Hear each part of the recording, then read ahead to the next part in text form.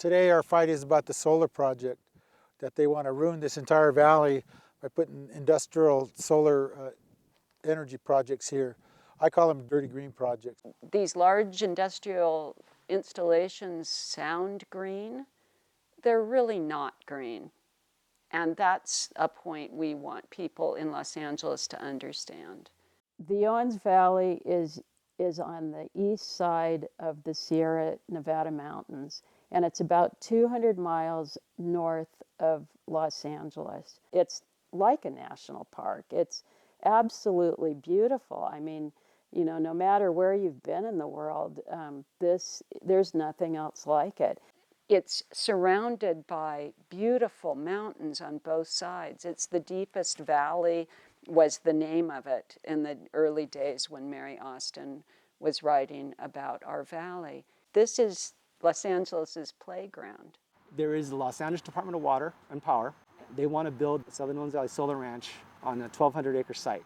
Rather than having it individually, like they're talking about here in Santa Monica, on everybody's rooftop and decentralizing, they're talking about centralizing, putting large arrays of panels inappropriately in that part of the Owens Valley, and then moving and losing some of that power, bringing it back to LA. Because you lose about 30 to 40% just moving energy through the wires.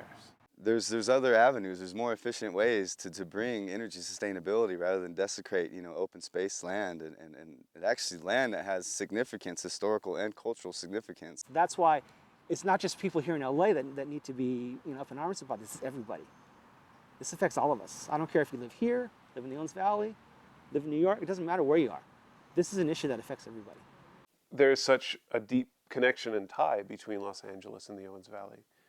And that connection has been there for over a century now, which started with the export of Owens Valley water through the aqueduct.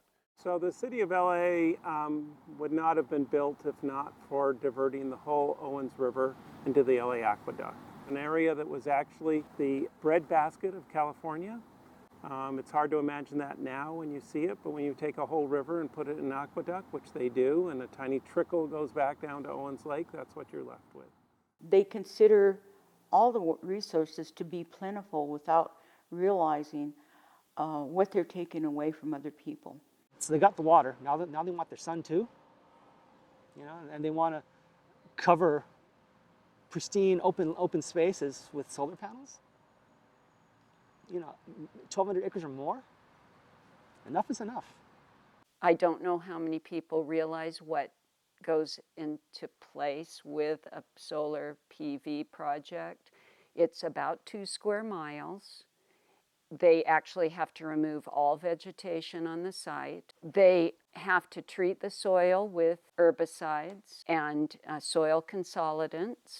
When you start one of these type of projects, it will continue to evolve and continue to create impacts throughout the Owens Valley to where this place will not look like the open space that it is today.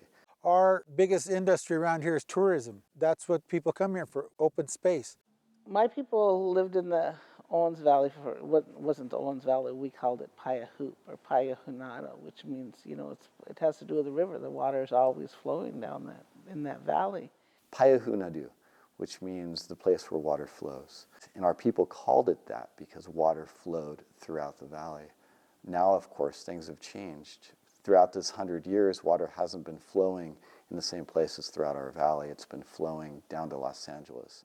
So our people have been here for thousands of years. We can see that through petroglyphs that are dotted throughout the landscape. We can see that through irrigation ditches that have existed, that are dried now, and you wonder, where did the water come from? Because at this point, it doesn't look like water would be flowing, and yet our people had created a very extensive irrigation network to be able to not only water areas that they desired, seed lands, but also to be able to create a habitat for other species of life. Most places, the federal government does censuses, right? And in the Owens Valley, the Indian census was done by LA Department of Water and Power. And they came out with these reports describing the Indians that lived there and what they did, and these reports were all entitled "The Indian Problem." The Owens Valley is like 90% federal land. The rest of it is owned by the LA Department of Water and Power. There's 1% private land in the whole county of Inyo. That's why there's hardly anybody who lives here in the valley, because LA owns everything else. So one way or the other, we're dealing with another example of desecrating native lands with these solar developments and wind farms, proposed wind farms. When is it going to stop? I mean, how many years of broken treaties with every single Native American nation in this country? Whenever someone wanted something, usually natural resources, in this case sun, say, oh, you can move. You don't matter. There's a lot of archaeology, both prehistoric and historic stuff. They started doing cultural resources surveys. We had representatives from Lone Pine and Big Pine on those surveys. And so what they found, and I think they were really surprised. We weren't surprised, but there was just thousands of cultural resources everywhere, which we know people lived everywhere, you know, and you got the river there and the mountains here and stuff. And they surveyed like 15 miles straight of desert and probably about a couple miles wide, 2-3 miles wide, and didn't find any place where there was no cultural resources. Solar project that LA has proposed looks to change the entire environment in which our people have lived for thousands of years. We're certainly concerned with those impacts. We're concerned because of what that does to our culture, what that does to our environment, what that does to the many organisms which also rely on our environment. We see an impact that doesn't need to happen. They're looking to create a 200 megawatt facility, and what that will do to the area is totally scrape it down to nothing before they build up again. As a child and growing up here, this valley was very self-sustaining. There was a lot of resources. We had ranchers throughout the valley. There was a railroad that ran the whole distance of the valley into Nevada down to Los Angeles. That was removed by the Department of Water and Power. And then LA came. And that changed the story again for the ranchers and for our people, because water was there, and then all of a sudden it was not there. Because that's been the relationship between the extraction of water from the Owens Valley to create a much bigger Los Angeles than ever would have existed. They've dried up our valley. Now they want to bring in solar projects to cover up their damage, and there's no reason to. There's enough space in LA and different places that they don't need to come in here and ruin this area anymore. Well, it's right across from the Manzanar, an internment camp for World War II, where the Japanese people that lived in LA and around the country, they interned them and put on reservations, hidden away. It was no good to steal all their property and take them out of their homes and take all their property and put them in captivity. It stole their lives like it did to the tribes. And there's over 60 sites over there with pinto points and all these other sites that were over 6,000 years old. And now they're just going to bulldoze them, grade them all out and ruin it, just kill it, like colonialism does. It destroys your history and rewrites it. And if they destroy it, then you were never there because there's no proof of you ever being there. FDR signed that executive order number 9066 that said all Japanese on the West Coast have to vacate. The Justice Department called it war relocation camps, but when I got there, I don't think it was a relocation camp at all. There were soldiers there, not regular soldiers, they were armed soldiers. They carried rifles, and they carried not just plain rifle, but they had bayonets in front.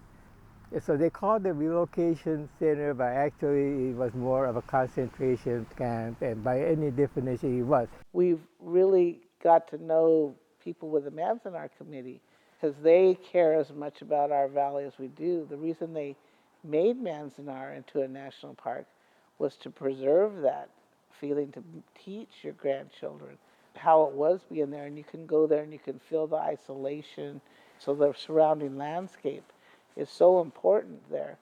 You can see a long way, and unlike what DWP officials are saying, there isn't a single point at Manzanar that you can't see 4 miles across to the east side of the Owens River where this solar ranch would be. What would literally destroy Manzanar's viewshed. Given that this is not just a Japanese American or Native American issue or just a local Owens Valley issue, it's something that everybody should be standing up and opposing, because this is our history as a people, as Americans. What is to say that once the money dries up, these things aren't going to look like a, solar dump? We think that there are some better solutions to these than taking large sections of untouched land, pristine land that's incredibly important to the Owens Valley and to those of us that live here, completely changing that land forever with technology that, if you do the research, it's showing that the technology is quickly becoming outdated. The push is for point of use, renewable energy. The model is moving away from these giant, big installations and closer to home. LADWP has to have a boss. Somebody has to be in control of them. And they said, well, that's the mayor and the city council of Los Angeles.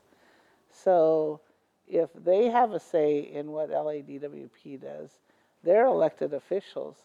And if we can just convince the LA voters, let them know we're up here, we're concerned, you have a vote, we don't. They're only getting built because there is a lot of federal money being channeled to them. We need to reduce our dependence on fossil fuels and coal. But the way to do that is not to create other problems by having industrial solar and sensitive habitats in the desert, in the high desert in the Owens Valley, and other places where it's not appropriate. If we want to change LA, that change has to come from within, and we have to reduce demand. And the best way we can do that is through conservation programs and solar. And Santa Monica is an excellent example. We're sitting here at a park, and if I turn in any direction, I can see a large-scale solar. I can see it up on a subsidized housing building, 502 Colorado off 5th Street. I can see it on a parking garage over there with a huge solar arrays. Down at the pier, the Ferris wheel is run by solar. And then throughout the whole community, if I looked and scanned over, if I did an Eagle's flight over, I could see solar panels all over the city. The idea of getting independent is what the city of Santa Monica is actually going to do, and is what LA should look at doing, both on water and on energy. And so that battlefield is going to be Los Angeles City Hall. They should contact their city council. We have a new general manager. I would contact her and let her know that these issues are alive and well, and people are concerned about them, and people want to have a local community solar implemented. In thinking about that we have the available resource here, just the same as they do in Owens Valley. I would say arguably even more, because Los Angeles isn't bordered by 10 to 14,000 foot peaks on either side, so you don't have those shadows. But the availability of solar in Los Angeles is equal. And so why not put our efforts into developing it on top of roofs, on top of parking lots, on top of corporate buildings, large buildings that are already built, that are already there in Los Angeles, that have the available space. Be aware, raise your awareness, know how you individually and your use of power impacts other life forms. Understand that we're all players in this game, and we all can make a difference if that's what we want. And just be receptive to one another and care for one another. I mean, what more could we ask?